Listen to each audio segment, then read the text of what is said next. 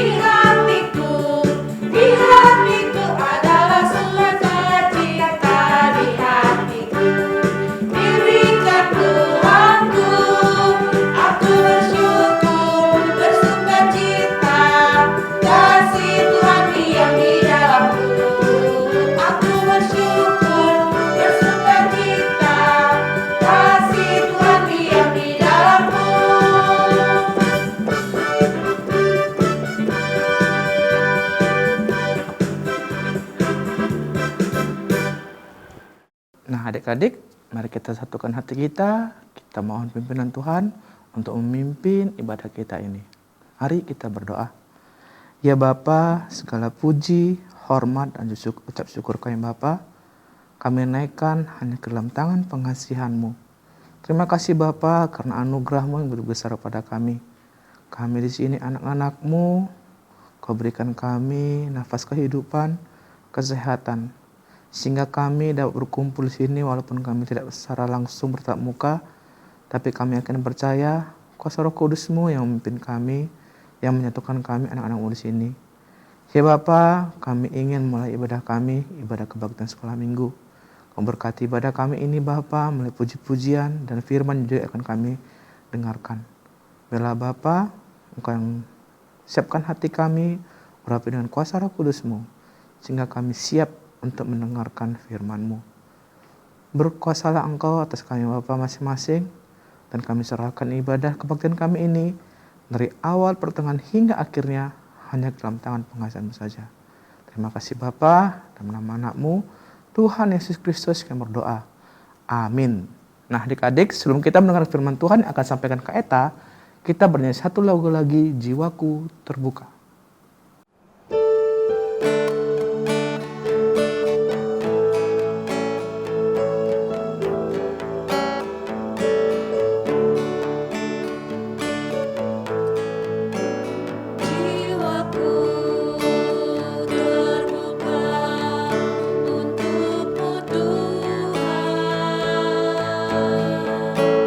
Selidiki, nyatakan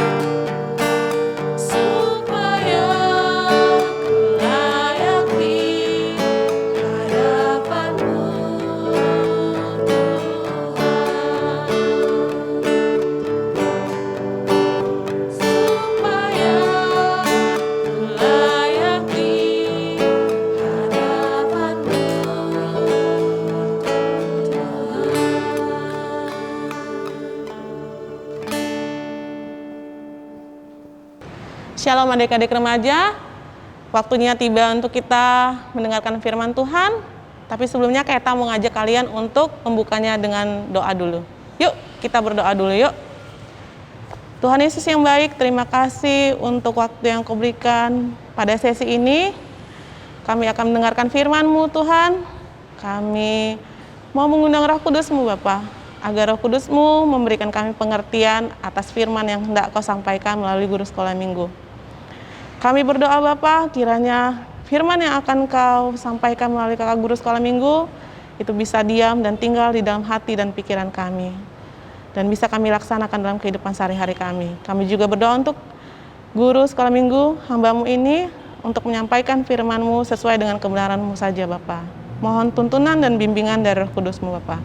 Terima kasih Tuhan Yesus, amin. Nah adik-adik, hari ini kita akan membaca Alkitab kita dari Yeremia 1 ayat 1 dan ayat 4 sampai 10. Tema kita adalah rencana Tuhan untukku. Yuk, siapkan Alkitabnya. Kita kasih waktu 1 menit untuk menyiapkan Alkitabnya. Sudah? Kita akan baca, kalian ikutin dari rumah masing-masing ya. Judul, Yeremia 1 ayat 1 dan ayat 4 sampai 10. Judul, inilah perkataan-perkataan Yeremia bin Hilkia dari keturunan imam yang ada di Ananot di tanah Benyamin. Ayat yang keempatnya, Yeremia dipanggil dan diutus. Firman Tuhan datang kepadaku bunyinya, sebelum aku membentuk engkau dalam rahim ibumu, aku telah mengenal engkau, dan sebelum engkau keluar dari kandungan, aku telah menguduskan engkau. Aku telah menetapkan engkau menjadi nabi bagi bangsa-bangsa. Maka aku menjawab, ah Tuhan Allah, sesungguhnya aku tidak pandai berbicara, sebab aku ini masih muda. Tetapi Tuhan berfirman kepadaku, janganlah katakan aku masih muda, tetapi kepada siapapun engkau kuutus, haruslah engkau pergi. Dan apapun yang kuperintahkan kepadamu, haruslah kau sampaikan. Janganlah takut kepada mereka, sebab aku menyertai engkau untuk melepaskan engkau. Demikianlah firman Tuhan. Lalu Tuhan mengulurkan tangannya dan menjamah mulutku. Tuhan berfirman kepadaku, sesungguhnya aku menaruh perkataan-perkataanku ke dalam mulutmu. Ketahuilah, pada hari ini aku mengangkat engkau atas bangsa-bangsa dan atas kerajaan-kerajaan untuk mencabut dan merobohkan, untuk membinasakan dan meruntuhkan, untuk membangun dan menanam. Demikianlah pembacaan ayat Alkitab kita hari ini adik-adik. Adik-adik, tadi kita sudah baca Alkitabnya kan, dari Yeremia 1 ayat 1 dan ayat 4 sampai 10. Secara garis besar, Yeremia 1 ini menceritakan ihwal awal bagaimana Bapak Yeremia dipanggil oleh Tuhan. Ya.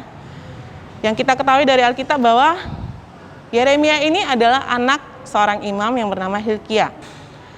Dan kita juga ketahui dari Alkitab ini bahwa Yeremia itu menjadi nabi selama masa periode 5 raja. Kalau di dalam Alkitab itu di ayat keduanya hanya 3 ya mungkin. Tapi sebenarnya 5 raja. Raja Yosia, Raja Yoahas, Raja Yoyakim, dan Raja Yoyakin, dan terakhir ada Raja Zedekia. Nah, adik-adik, kalau kita lihat adik-adik di dalam Alkitab kita ini, kita tahu bahwa Yeremia itu dipanggil Tuhan dalam usia yang sangat muda sekali. Kita bisa lihat di ayat yang keempat, ya, ketika Bapak Yeremia menjawab, ah Tuhan, sesungguhnya aku tidak pandai berbicara sebab aku ini masih muda. Dia adalah orang yang sangat muda ketika dipanggil oleh Tuhan, ya. Dan oleh karena itu juga ketika Tuhan panggil Bapak Yeremia merasa ragu-ragu karena dia nggak percaya diri. Kenapa? Yang pertama, Bapak Yeremia itu kan anak seorang imam adik-adik, imam dari Bapak Hilkia. Bapak Yeremia paham betul adik-adik, untuk menjadi nabi itu bukan tugas yang main-main, ya. Yang kedua, di dalam adat istiadat orang Israel, yang menjadi imam itu adalah orang-orang yang berpengalaman adik-adik. yang dia punya pengalaman dan pengetahuan tentang hukum Taurat, pada saat itu hukum Taurat ya. Dan itu orangnya adalah yang lebih tua, yang dianggap lebih pantas. Nah, jadi menjadi imam dalam peribadatan umat itu bukan sembarangan adik-adik. Makanya Bapak Yeremia pada saat itu mengatakan, aku ini masih muda Tuhan, aku ini belum pantas gitu. Kalau dalam kalimat kita sehari-hari, aku ini nggak pantas Tuhan, masih ada yang lebih pantas dari aku, masih ada yang lebih tua dari aku, masih ada yang lebih berpengalaman dari aku. Terus apa yang Tuhan katakan adik-adik? Oh ya, yang ketiga, ada satu hal lagi yang membuat Bapak Yeremia itu juga merasa dia tidak percaya diri. Bapak Yeremia ini orang Israel adik-adik. Tuhan mengangkat dia untuk menjadi nabi bagi bangsa-bangsa. Ini kita garis bawahi ya, menjadi nabi atas bangsa-bangsa. Berarti ini kalau dibilang bangsa-bangsa bukan hanya bangsa Israel, tapi semua bangsa yang ada. Kalau istilahnya zaman sekarang ini dia ini adalah nabi yang go internasional gitu loh. Nah, Bapak Yeremia ini orang Israel dan dia paham betul bangsanya sendiri itu adalah bangsa yang keras karakternya. Kalau ada orang muda yang menegur, maka akan diabaikan.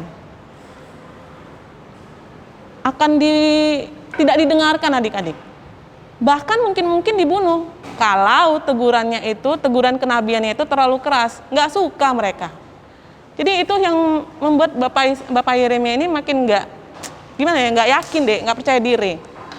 Tapi kemudian Tuhan meyakinkan Bapak Yeremia. Coba kita lihat ya di ayat yang ke-7-nya ya. Ketika Bapak Yeremia menjawab, Tuhan Allah, sesungguhnya aku tidak pandai berbicara sebab aku ini masih muda.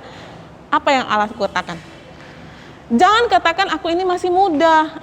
Tapi pada siapapun engkau kuutus, haruslah engkau pergi. Dan apapun yang kuperintahkan kepadamu, haruslah kau sampaikan.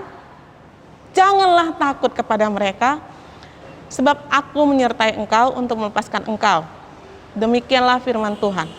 Tuhan bilang, bukan karena kamu muda, tapi apa yang kurencanakan untukmu harus kau kerjakan. Jadi dek, ketika Tuhan punya rencana kepada Bapak Yeremia, itu tidak ada kata no, tapi harus must. There is no, but it must. Nggak ada kata tidak, tapi adalah sebuah keharusan. Kalau aku bilang A ya A, kalau aku bilang B ya B, kerjakan. Itulah yang Tuhan katakan kepada Bapak Yeremia. Dan dari situ Bapak Yeremia belajar adik-adik. Apa yang Bapak Yeremia pelajari adik-adik? Bahwa yang pertama, Tuhan ternyata lebih mengenal Bapak Yeremia daripada Bapak Yeremia sendiri. Di ayat ke-5a, Tuhan mengatakan, yang kelima, coba dilihat, sebelum aku membentuk engkau dalam rahim ibumu, aku telah mengenal engkau. Dan sebelum engkau keluar dari kandungan, aku telah menguduskan engkau. Aku telah menetapkan engkau menjadi nabi bagi bangsa-bangsa. Nih adik ya, kalau dalam pelajaran biologi nih ya, kan kita belajar nih, bayi itu tercipta dari pembuahan, kemudian jadi zigot, kemudian jadi embrio, kemudian jadi janin dek. Ini Bapak Yeremia ini, belum lagi dia terjadi pembuahan, belum jadi zigot dia, Tuhan sudah kenal dia loh dek. Artinya belum ada eksistensinya, Tuhan sudah kenal dia. Nah, artinya kalau Tuhan mengenal dia, kalau Tuhan tahu diri Bapak Yeremia, berarti Tuhan tahu bahwa Bapak Yeremia itu sanggup melakukan rencananya, kan dek? Yang kedua, bukan karena kemampuan dirinya Bapak Yeremia, dia bisa melaksanakan tugasnya, dek. Nah, ayat 7 dan 10 kan Tuhan bilang, aku akan menyertai engkau untuk melepaskanmu. Artinya adalah adik-adik, Tuhan punya rencana kepada Bapak Yeremia, dan Tuhan bertanggung jawab, dek, untuk menyertai Bapak Yeremia. Nah, oleh karena itu Bapak Yeremia, pada akhirnya kalau kita baca di kitab-kitab selanjutnya, di pasal-pasal selanjutnya, Bapak Yeremia menjalankan tugas itu, menjadi nabi bagi bangsa-bangsa.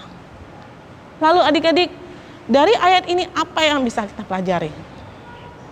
Yang pertama adalah, ya, Tuhan mengenal Bapak Yeremia sebelum dia ada. Demikian juga Tuhan kepada kita. Tuhan kenal kita sebelum kita ada, adik-adik. Bahkan lebih kenal dari diri kita sendiri. Ya. Yang kedua adalah Tuhan punya rencana atas Bapak Yeremia. Nah, demikian juga dengan kita pada masa kini, adik-adik. Tuhan juga punya rencana untuk kita semua. Ya. Rencana Tuhan itu bukan tentang apa yang akan kamu lakukan atau bukan tentang dirimu sendiri, tapi ini rencananya tentang rencana agungnya Tuhan, panggilannya Tuhan. Jadi misalnya kamu punya rencana, Tuhan aku pengen jadi dokter, aku pengen jadi tentara, aku pengen jadi hakim, apapun itu. Kau bisa punya rencana untuk masa depanmu, adik-adik. Kita bisa punya rencana untuk masa depan kita, adik-adik. Tapi rencana itu bisa berubah kalau Tuhan punya rencana yang lebih lain, yang lebih baik untukmu. Dan ketika itu terjadi, kau tak perlu kecewa. Misalnya kau pengen jadi dokter, ternyata Tuhan menginginkan kau menjadi pendeta. Wow, atas banyak umat. Jangan kecewa. Dan ketika kau merasa tidak mampu, kau merasa tidak yakin dengan rencana Tuhan dalam hidupmu, jangan takut. Ingat, Bapak Yeremia juga merasakan hal yang sama. Tapi Tuhan bilang apa? Aku menyertai engkau untuk melepaskan engkau. Dan kemudian Tuhan memberikan kuasa kan kepada Bapak Yeremia. Tuhan sentuh mulut Bapak Yeremia. Dan melalui itu Bapak Yeremia akan mengatakan perkataan-perkataan Tuhan. Demikian dengan kita, adik-adik. Kalau Tuhan punya rencana atas hidup kita, jangan pernah ragu, jangan pernah takut, jangan pernah tidak percaya diri. Yang perlu kita lakukan adalah berdoa, minta Tuhan selalu kuatkan kita di dalam hidup kita. Ingatlah selalu bahwa apapun yang Tuhan rencanakan, itu adalah rencana agungnya untuk kebaikan semua orang. Dan ingat juga bahwa ketika kau dipilih untuk melaksanakan rencana Tuhan, kau tak perlu takut karena Tuhan akan menyertai kamu sampai kapanpun juga. Jadi bukan karena kekuatanmu kau melaksanakannya, tapi karena kekuatan Tuhan dan penyertaan Tuhan. Ingat ya adik-adik ya. Amin. Demikianlah firman Tuhan hari ini. Mari kita berdoa. Tuhan Yesus yang baik, terima kasih untuk firman ini. Kami sudah mendengarkan firman-Mu Tuhan dan kami belajar bahwa rencana-Mu itu adalah baik adanya, dan itu bukan tentang kami tetapi tentang rencana-Mu Bapa yang agung. Bapak, ketika kami mengalami keraguan atas hidup kami, atas rencana-rencana yang mungkin Kau tetapkan untuk kami, biarlah Bapa kami menyadari penuh bahwa kami ini akan selalu dalam penyertaan-Mu Bapa. Bukan dengan kekuatan kami, tapi dengan kekuatan-Mu Bapa. Dan Engkau akan selalu memberikan kami kuasa untuk melaksanakan semua tugas-tugas panggilan yang Engkau berikan kepada kami Bapa. Terima kasih Bapa untuk segala sesuatunya. Sebentar lagi ibadah kami akan juga berakhir Bapa. Kami mau undur diri dan kami berserah penuh kepadamu Bapa, kepada penyertaan-Mu dan perlindungan-Mu. Biarlah segala sesuatunya itu terjadi atas kehendak-Mu dan bukan kehendak kami. Terima kasih Bapa. Di dalam nama Yesus Kristus kami berdoa dan mengucapkan syukur. Amin. Nah adik-adik, Kak mau ajak adik-adik untuk merefleksikan firman kita hari ini melalui sebuah lagu, Tiap Langkahku. Kalian pasti tahu, mari kita bernyanyi bersama-sama Tiap Langkahku.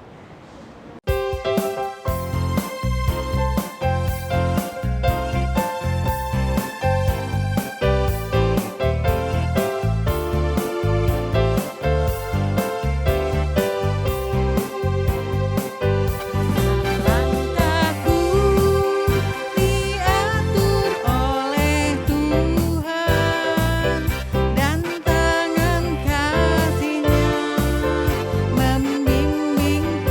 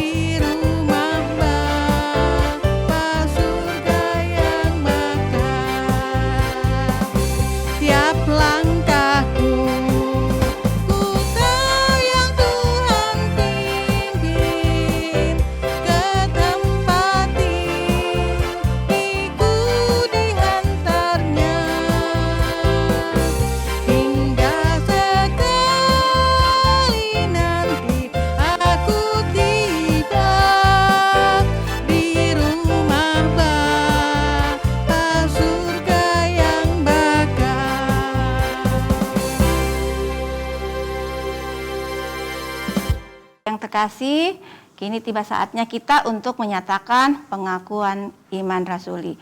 Nah, adik-adik, Karirin ajak adik-adik untuk berdiri, sama-sama dengan hati yang teguh kita menyatakan pengakuan kita.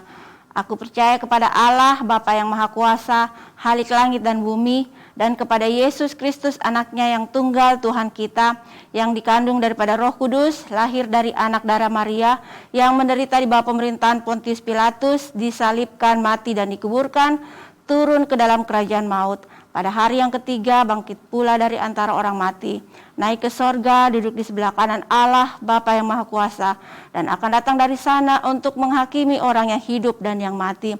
Aku percaya kepada Roh Kudus, gereja yang kudus dan am, persekutuan orang kudus, pengampunan dosa, kebangkitan daging, dan hidup yang kekal.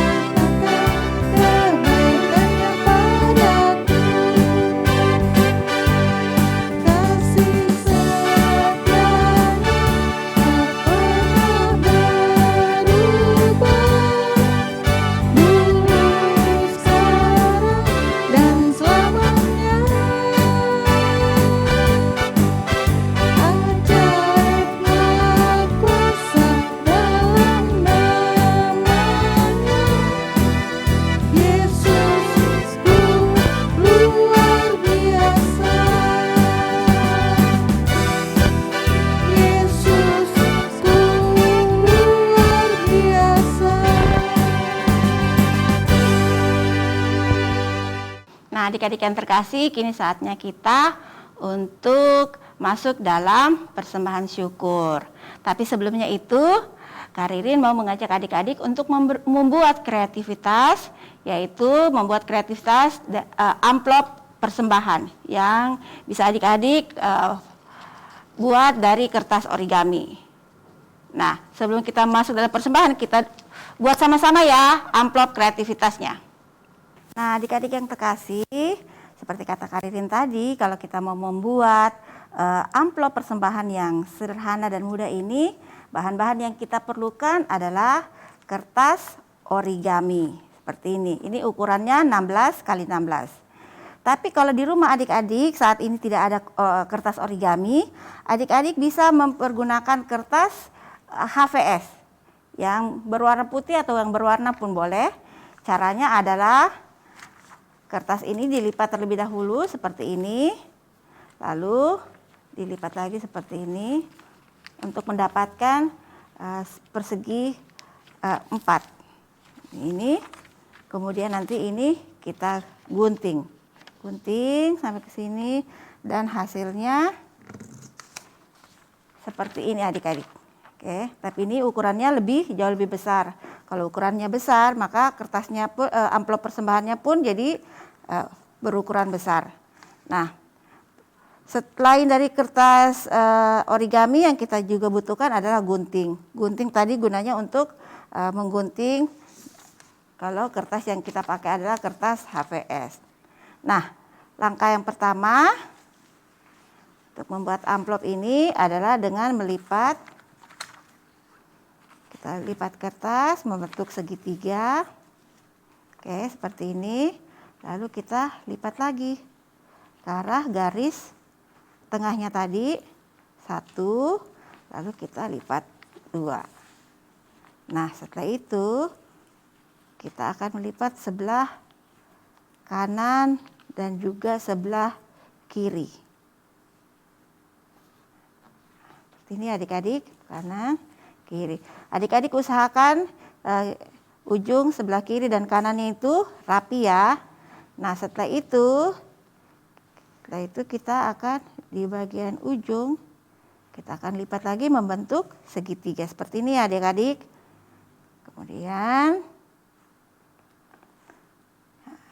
yang ujung seperti ini dibuat seperti ini. Oke, membentuk dia segi 4. Lalu tutupnya untuk menjadi penutup amplopnya dimasukkan ke dalam segitiga. Jadi deh amplop persembahan. Nah adik-adik untuk lebih rapinya, adik-adik dapat menggunakan lem. Jadi di bagian sini dilem, ini supaya lebih rapi dilem. Lalu nanti uang persembahannya bisa dimasukkan ke bagian dalam sini. Nah selain untuk amplop persembahan, amplop ini juga bisa digunakan untuk misalkan adik-adik bisa membuatnya dalam ukuran yang lebih kecil untuk jadi semacam tabungan begitu. Oke, amplop persembahan kita udah jadi. Semoga adik-adik bisa membuatnya di rumah ya. Nah adik-adik yang terkasih, kini tiba saatnya kita untuk memberikan persembahan. Nah adapun persembahan yang sudah adik-adik kumpulkan nanti bisa diserahkan di kantor sekretariat gereja dan ditujukan kepada Komisi Anak dan Remaja. Atau adik-adik juga bisa mengirimnya melalui queries yang tertera pada layar. Nah adik-adik untuk mengiringi lagu persembahan kita, Karin akan menyanyikan lagu Kuberi Persembahan. Sambil adik-adik memasukkan persembahan yang sudah adik-adik siapkan dalam amplop persembahan yang kita buat tadi. Yuk sama-sama kita menyanyi Kuberi Persembahan. Kuberi persembahan pada Tuhanku sambil puji Yesus Juru Selamatku. Persembahan kami, pemberian Tuhanku, kiranya Tuhan terimalah dengan senang hati. Adik-adik kita akan mengakhiri ibadah kita, untuk itu kita akan berdoa, kita akan mendoakan persembahan kita, juga kita akan berdoa penutup, lalu doa Bapa kami dan diakhiri dengan lagu Bapa terima kasih.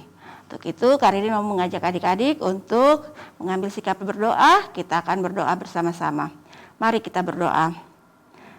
Allah Bapa kami yang dalam sorga, terima kasih Tuhan karena Tuhan sudah perkenankan kami pada hari ini untuk beribadah kepadamu. Kiranya Engkau berkenan akan ibadah kami Tuhan. Kami juga sudah memberikan persembahan kami. Kiranya Tuhan memberkati persembahan yang kami kumpulkan ini Tuhan, supaya berguna bagi sesama kami boleh menolong sesama kami, dan juga boleh dipakai oleh gereja untuk melakukan pelayanan kepadamu. Terima kasih Tuhan Yesus. Kami akan kembali dalam kehidupan kami setiap hari, dalam kehidupan belajar, di rumah. Kami percaya Tuhan akan menolong kami, tetap memelihara dan membimbing hidup kami selama seminggu ke depannya Tuhan, sehingga minggu depan kami boleh kembali lagi menaikkan ucapan syukur kami di dalam ibadah sekolah minggu dan remaja. Terima kasih Tuhan. Dalam namamu kami berdoa dan mengucap syukur. Sama-sama kita doa Bapa kami. Bapa kami yang di sorga, dikuduskanlah namamu, datanglah kerajaanmu, jadilah kehendakmu di bumi seperti di sorga. Berikanlah kami pada hari ini makanan kami yang secukupnya, dan ampunilah kami akan kesalahan kami, seperti kami juga mengampuni orang yang bersalah kepada kami. Dan janganlah membawa kami ke dalam pencobaan, tetapi lepaskanlah kami daripada yang jahat. Karena Engkau lah yang punya kerajaan dan kuasa dan kemuliaan sampai selama-lamanya. Bapa terima kasih, Bapa terima kasih, Bapa di dalam surga, ku berterima kasih. Amin. Adik-adik yang terkasih, ibadah kita sudah selesai. Kita akan bertemu minggu depan lagi dalam ibadah sekolah minggu dan remaja. Sampai jumpa minggu depan, Tuhan memberkati.